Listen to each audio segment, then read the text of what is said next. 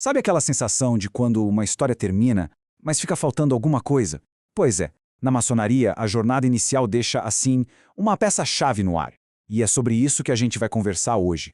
Vamos mergulhar no sagrado arco real, que é basicamente o capítulo que promete encontrar o que foi perdido e finalmente completar esse quebra-cabeça. Olha, para a gente entender de verdade o arco real, temos que partir de uma pergunta bem forte.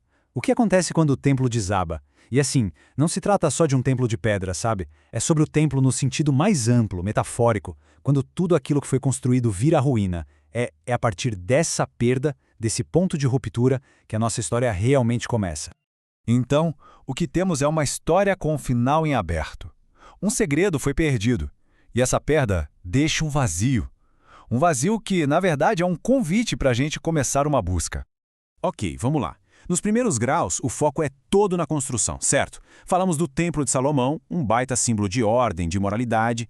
Mas aí, o arco real chega e, pum, vira essa ideia de cabeça para baixo.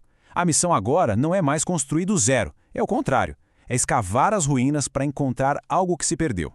A ênfase muda, tipo da água para o vinho, deixa de ser sobre criação e passa a ser sobre redescoberta. E o ponto central de tudo isso é o seguinte: a história trava. Ela para com a perda da palavra do mestre. Pensa nisso, uma verdade fundamental, a chave de todo o sistema, simplesmente sumiu. Isso cria um buraco, um mistério que precisa de uma solução. É essa busca, essa necessidade de preencher essa lacuna que move toda a jornada do arco real.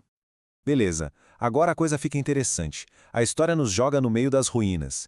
É uma lenda, uma alegoria sobre exílio, sobre voltar para casa e sobre uma escavação que, pode acreditar, revela muito mais do que só pedra antiga. Tenta imaginar a cena.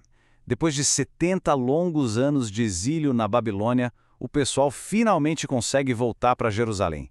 Só que a cidade está destruída. Um caos. A tarefa deles, com o Zorobabel na liderança, é gigantesca. Reconstruir o templo. E eles começam pelo básico, né? Tirando entulho, limpando a bagunça. E é ali, no meio da poeira, daquele trabalho braçal, que a história tem uma virada sensacional. Eles encontram uma passagem secreta, uma abóbada escondidinha debaixo dos escombros. E aqui, olha, já vem a primeira grande lição. A moral da história é cristalina. A verdade não está boiando na superfície. Para achar o que importa de verdade, a gente tem que cavar fundo. Tem que ter coragem de ir além. Tirar aquele entulho todo é uma metáfora perfeita para o trabalho que todo mundo precisa fazer na vida, né? Tirar um entulho de dentro da gente, os preconceitos, a ignorância, para, enfim, encontrar o que realmente tem valor.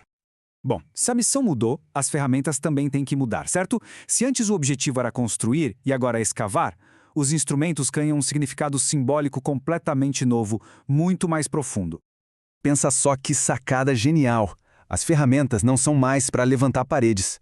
Agora, elas servem para descobrir o que está escondido lá embaixo, nas fundações. Parece uma mudança pequena, sutil, mas na verdade é uma transformação completa de perspectiva. Em vez de olhar para cima, a gente começa a olhar para dentro. Olha só essa diferença. Esquadro e compasso são ferramentas para criar, para medir, para construir. Agora, picareta, pá, alavanca são ferramentas para quebrar, para remover, para abrir caminho. Elas viram um símbolo do esforço que a gente tem que fazer, tanto intelectual quanto espiritual, para tirar o lixo da nossa mente, sabe? O preconceito, o dogma, a ignorância, para poder finalmente desenterrar a verdade que está soterrada dentro da gente. E não são só as ferramentas que mudam. Outros símbolos ganham uma baita importância aqui. O arco, por exemplo, que é essa ponte entre o mundo material e o espiritual. A pedra de fecho, que é a peça final que une tudo, simbolizando a verdade com V maiúsculo, e o triplo tal, aquela marca antiga que quer dizer templo de Deus, representando a união sagrada entre o divino e o humano. E aí a gente chega no ponto alto da história, o clímax. Depois de tanto trabalho, de tanta escavação, o que será que foi encontrado naquela abóboda secreta lá no fundo, debaixo das ruínas do primeiro templo? A descoberta é a palavra real, o nome sagrado de Deus. Aquilo que todo mundo achava que tinha se perdido para sempre com a morte do primeiro arquiteto. E olha, não é uma palavra substituta, não é um quebra-galho, é a palavra verdadeira. É a essência da verdade divina sendo reencontrada. Mas o que essa palavra significa, afinal? Ela representa a natureza eterna do Criador, aquilo que não muda. E essa é a grande lição da história.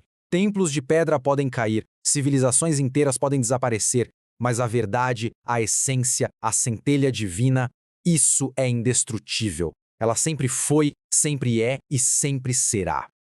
Então, com a verdade recuperada, a alegoria toda se abre e mostra sua mensagem final. E é uma mensagem que conecta essa jornada antiga de séculos atrás diretamente com o nosso desenvolvimento pessoal, hoje. E o que a gente tira disso tudo então? Primeiro, humildade. A descoberta veio de trabalhadores comuns, não de gente poderosa. Segundo, perseverança. A força de continuar cavando mesmo quando tudo parece perdido. E, talvez o mais importante, uma espiritualidade que não se prende a dogmas, mas que foca naquilo que une todo mundo. E, no fim das contas, a grande revelação é essa. A história toda da reconstrução do templo nunca foi sobre pedra e argamassa. É uma baita metáfora para a jornada mais importante que existe, a de reconstruir o nosso próprio templo interior, a de restaurar a nossa conexão com o sagrado. Isso tudo nos deixa com uma última pergunta para refletir. Se a jornada é para dentro, e se a verdade está mesmo soterrada, que entulho interior precisa ser removido para que se possa finalmente encontrar o que foi perdido?